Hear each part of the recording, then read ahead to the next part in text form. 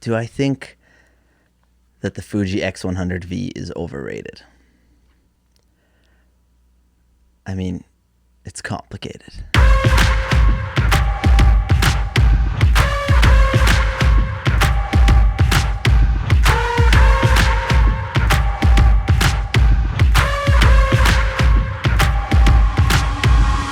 Welcome back to another video, everybody. My name is Frank Davalos, and today we're going to be talking about the Fuji X100V and the complicated relationship that I have with it. After buying and selling this camera 3 times and trying out a variety of different cameras from Fuji, from Leica, from Sony, I ended up here yet again for the 3rd time. And so I thought that I'd make a video about it and give you all my experience. I purchased this camera in December of 2021. It is now July of 2022. So I've had this camera for about 7 months. I use it every single day, and I think I have a pretty good grasp on some of the things that I really like about it and some of the things that I think are maybe a little bit overhyped. So I had tried out various cameras from Fuji. In 2020, I owned the Fuji X-E3, which is still one of my favorite Fuji cameras. And then from there, I bought the X-T4. And then from there, I bought the X-E4 when it was announced. I don't know, I guess I was looking for the I was looking for the Fuji X-E3 experience that I had when I first bought that camera. Something that was very much weighted primarily towards photography and not so much a hybrid camera like the Fuji X-E4 kind of felt to me. But eventually I ended up selling all of those cameras in favor of trying to see what else is out there. None of those really checked all the boxes for me. That's kind of what led me here. So now I've got the Fuji X100V. I've bought and sold it 3 times. I tried the Leica Q for a month or 2. And it just, none of those cameras really ticked every box. And to be honest, this camera definitely doesn't check every box, but there's something about it, obviously, that has brought me back here for the 3rd time. And so I'm going to try and share what that is. Number 1, definitely the size, the weight, the portability. I think it's like 478 grams or something like that. So it's incredibly small. It's not quite as small as like your iPhone or your a Ricoh GR3 or something like that, but it's still fairly small. Very easy to chuck into any bag and just bring it along with you. It can fit in coat pockets. It's versatile, it's small, it's portable, and it's very, very capable. A couple more things that drew me to the Fuji X100V. I love the tactile experience of it. It kind of feels analog, and as a film shooter myself primarily, obviously I welcome sort of an analog experience in my digital cameras. And that in general, that's what I love about Fuji cameras, is there's always sort of a little slight nod by Fuji to sort of the shooters that were here first, the analog community, and I really appreciate that. I love that it's a fixed lens camera. It's a 35mm equivalent APS-C lens, so I've been shooting 35mm for most of my life. It's one of my favorite focal lengths. I just think that it's the perfect in-between from something that's sort of wide, something that you can actually get some pretty nice portraits with. One of the reasons why I ended up going with the Fuji X100V was because I really love shooting JPEG, especially with Fuji cameras. I had, been doing it obviously for years prior with the other cameras that I mentioned.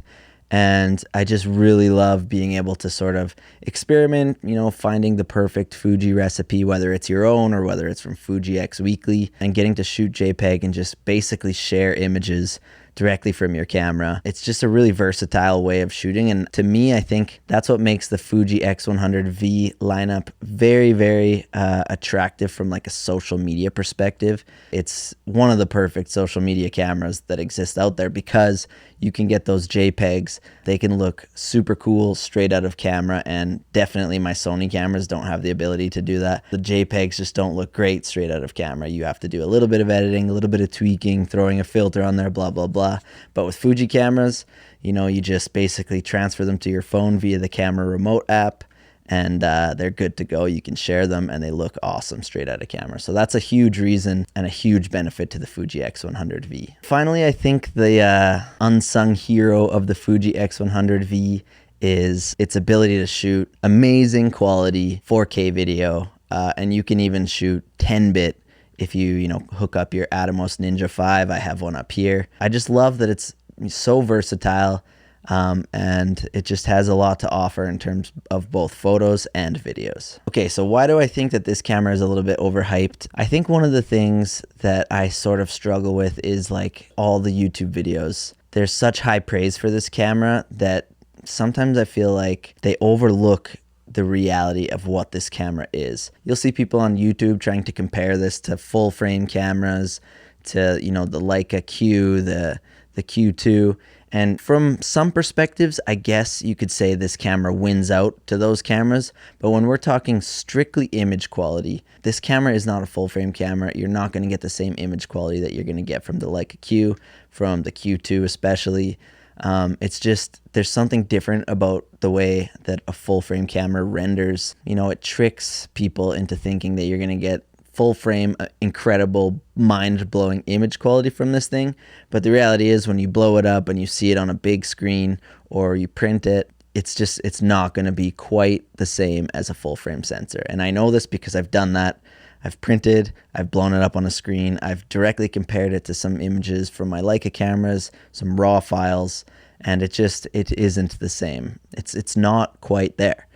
Now, that being said, while I do think it's overhyped, I also understand why people are stoked on the image quality of this thing, because for an APS-C camera, it's so good, and the colors that you get out of it are so good, and you can tweak them, which is the best thing. So if there's something that you don't like about, you know, a particular color profile, a recipe or whatever, you can tweak it. And I think that that's kind of the Fujifilm advantage, is the ability to sort of get this camera dialed into exactly what it is that you like. And, you know, tons of other cameras don't have that capability straight out of camera. A few other things that I like about the Fuji X100V.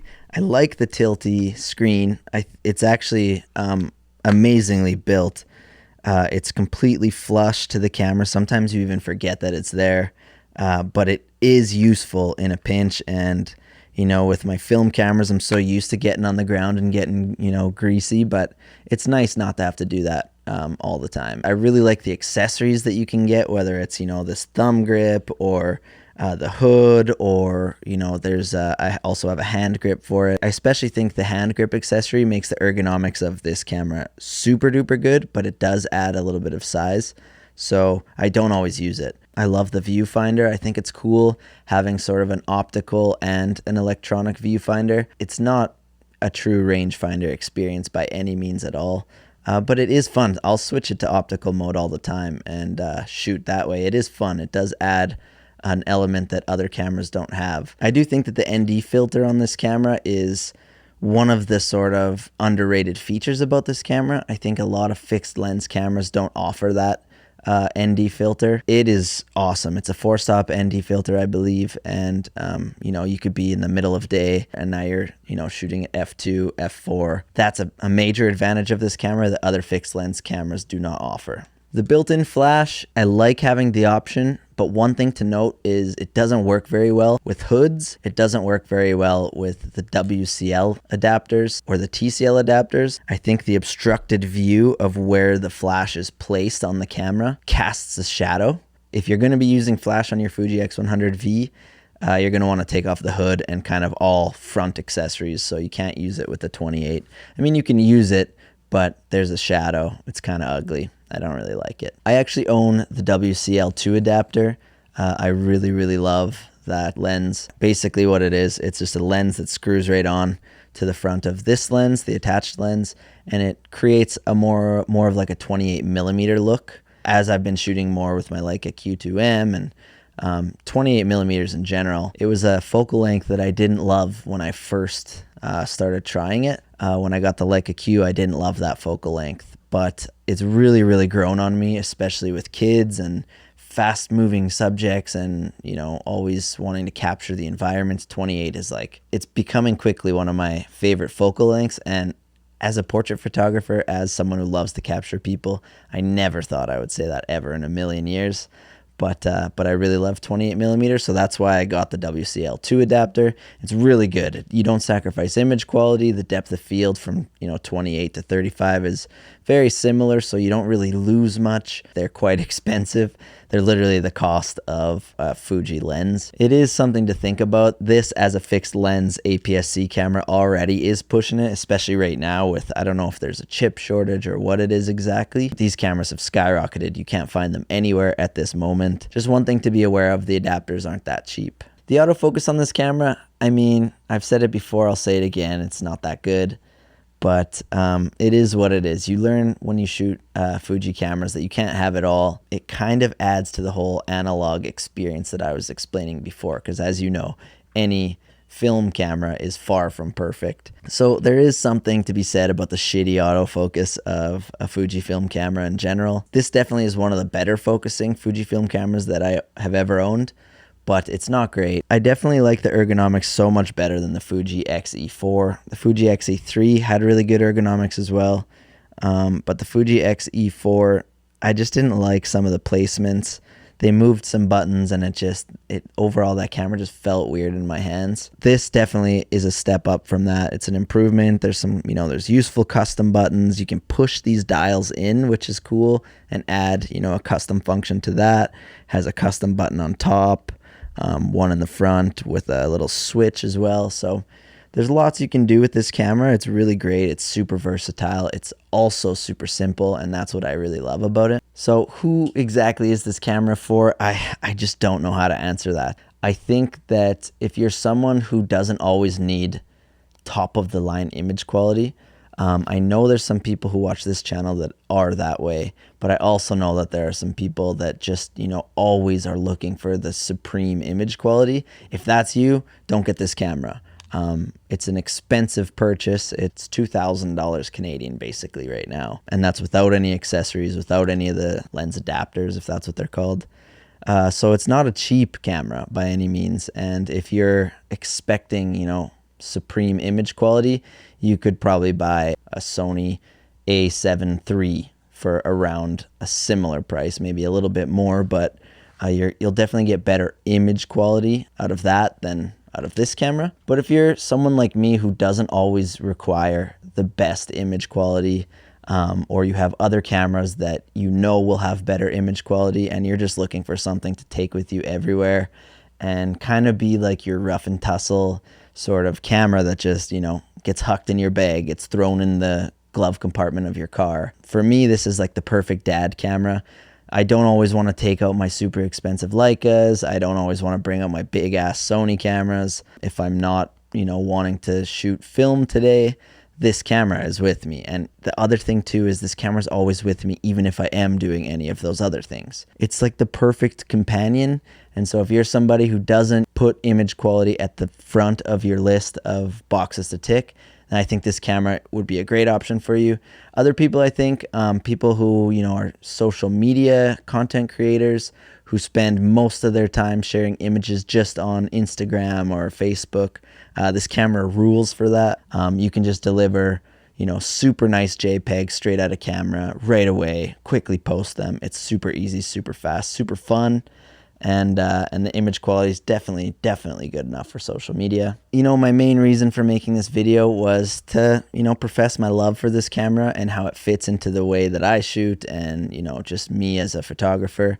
But I also wanted to sort of just touch on, there are a million videos about the Fuji X100V, and I just kind of wanted to help clear some of the murkiness around some of the things that I think are a little bit overhyped about this camera. So a lot of YouTubers, they get lent these cameras, and even though they're not getting paid, and even though it's not technically sponsored, and they can say whatever they want about this camera, there is sort of this bias already built into their videos about not being able to, tell it how it is, that this is APS-C image quality. It's not going to compare to full frame image quality. It'll get you, 80% there. But there's a look that you get with the full frame sensor that you're just not going to get with this camera. For me, I'm always shooting this at like f8 anyways. And so from that perspective, you can get it pretty close to full frame. I just think that like some of the stuff about this camera is a little bit overhyped. And so my goal with this video is to just try and cut through some of that, tell you the things that I love about it, which obviously there are a lot. I've bought and sold this thing 3 times, and I obviously can't let it go for a reason. And so hopefully this video helps you if you're trying to decide whether or not to buy this camera. If you have any questions or anything, obviously you can drop them in the comments below. That's it. That's all. My thoughts on the Fuji X100V. I love it. It's an amazing camera. A little bit overhyped, sure, but also still a really, really good camera, and obviously one that I can't seem to let go. So if you like the video, feel free to subscribe. I like to post videos sometimes about photography related stuff, whether it's cameras or, you know, techniques or things that I've picked up over my, I guess, over a decade-long career now in photography. I really appreciate your time and you being here, so thank you all again for watching, and we'll see you in the next one. Okay. All right.